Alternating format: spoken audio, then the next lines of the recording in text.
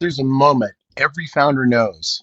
The prospect stops scrolling, stops deflecting, stops saying, send me more info, and actually leans in. 9 times out of 10, that moment happens because the founder is the one selling, not a rep, not a deck, the founder.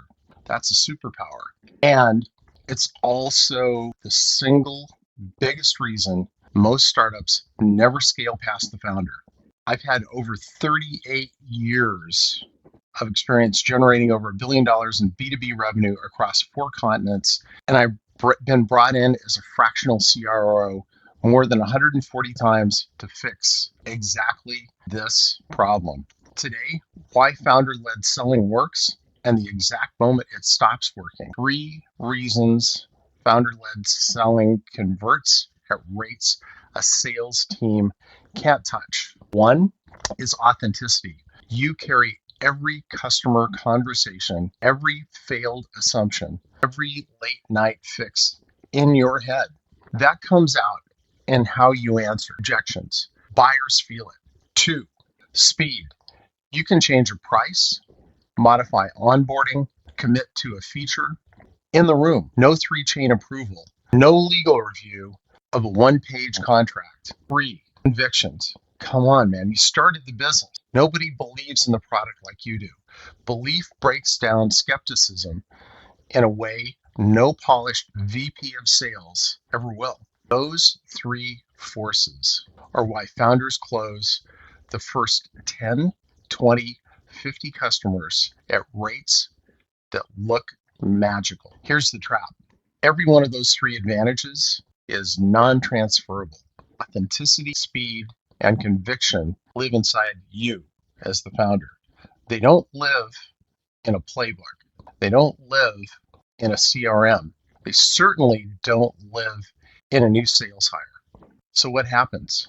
You keep selling. Revenue grows. You feel like you're winning. And underneath the surface, 3 things are quietly breaking. You're not building a product. You're in calls. You're not building a team. You are the team. You're not building a system. You are the system.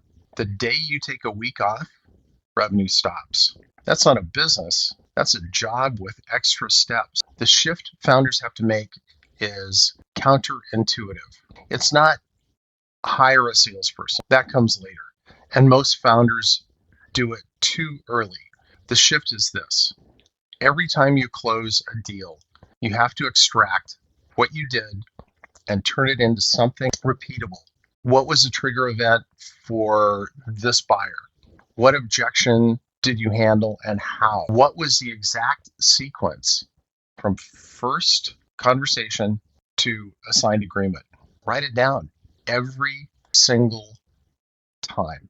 You're not just selling, you're documenting the playbook you'll hand to someone else. Founder-led selling is the startup superpower. But the moment you stop translating it into a system, it becomes the bottleneck that caps your entire company. The founders who scale are the ones who treat every deal they close as a deposit into the playbook, not just into the bank account. Strategy first, then people, then process, then structure, then, and only then, technology. That's the sequence. We'll go deeper in the next video and in other videos. Subscribe if this hit.